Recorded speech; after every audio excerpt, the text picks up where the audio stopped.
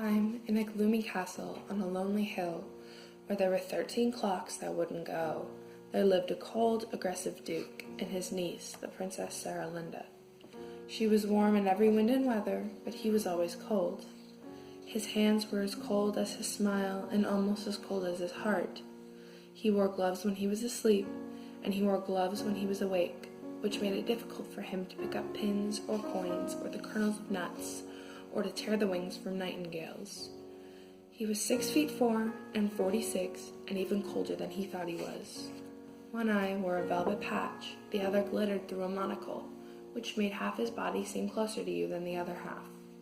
He had lost one eye when he was 12, for he was fond of peering into nests and lairs in search of birds and animals to maul. One afternoon, a mother's shrike had mauled him first.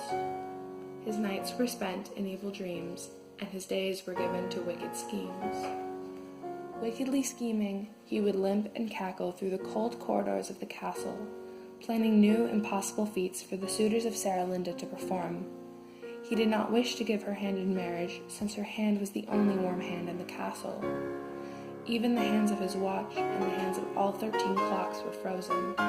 They had all frozen at the same time, on a snowy night 7 years before, and after that it was always 10 minutes to 5 in the castle. Travelers and mariners would look up at the gloomy castle on the lonely hill and say, "Time lies frozen there. It's always then. It's never now." The cold duke was afraid of now, for now has warmth and urgency, and then is dead and buried. Now might bring a certain night of gay and shining courage.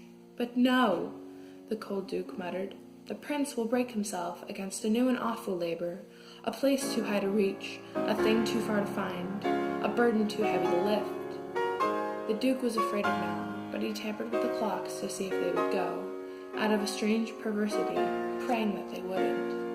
Tinkers and tinkerers and a few wizards who happened by tried to start the clocks with tools or magic words, or by shaking them and cursing, but nothing whirred or ticked. The clocks were dead, and in the end, brooding on it, the duke decided he had murdered time, slain it with his sword, and wiped its bloody blade upon its beard, and left it lying there, bleeding hours and minutes, its springs uncoiled and sprawling, its pendulum disintegrating. The duke limped because his legs were of different lengths. The right one had outgrown the left because when he was young, he had spent his morning place-kicking pups and punting kittens. He would say to a suitor, "What is the difference of the length of my legs?" And if the youth replied, "Why, one is shorter than the other," the duke would run him through with the sword he carried in his sword cane and feed him to the geese. The suitor was supposed to say, "Why, one is longer than the other." Many a prince had been run through for naming the wrong difference. Others had been slain for offenses equally as trivial, trampling the king's camellias, failing to praise his wines, staring too long at his gloves, gazing too long at his niece. Those who survived his scorn and his sword were given incredible labors to perform in order to win his niece's hand, the only warm hand in the castle, where time had frozen to death at 10 minutes to 5 one snowy night. They were told to cut a slice of moon, or change the ocean into wine. They were set to finding things that never were, and building things that could not be. They came and tried, and failed and disappeared, and never came again. And some, as I have said, were slain for using names that started with X, or dropping spoons, or wearing rings, or speaking disrespectfully of sin. The castle and the duke grew colder, and Saralinda, as a princess will, even in a place where time lies frozen, became a little older, but only a little older. She was nearly 21 the day a prince, disguised as a minstrel, came singing to the town that lay below the castle. He called himself Zingu, which was not his name, and dangerous since the name began with X, and still does. He was, quite properly, a thing of shreds and patches, a ragged minstrel, singing for pennies and the love of singing. Zingu, as he so rashly called himself, was the youngest son of a powerful king, but he had grown weary of rich attire and banquets and tournaments and the available princesses of his own realm, and yearned to find in a far land the maiden of his dreams, singing as he went, learning the life of the lowly, and possibly slaying a dragon here or there. At the sign of the Silver Swan, in the town below the castle, where taverners, travelers, tale-tellers, tosspots, troublemakers, and other townspeople were gathered. He heard of Saralinda, loveliest princess on all the 1,000 islands of the ocean seas. If you can turn the rain to silver, she is yours, a taverner leered. If you can slay the thorny boar of Borythorn, she is yours, grinned a traveler. But there is no thorny boar of Borythorn, which makes it rather hard.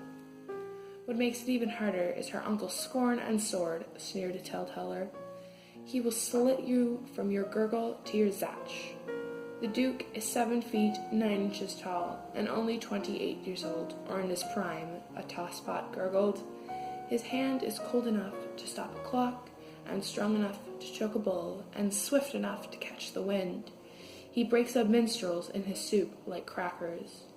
Our minstrel here will warm the old man's heart with a song, dazzle him with jewels and gold, a troublemaker simpered.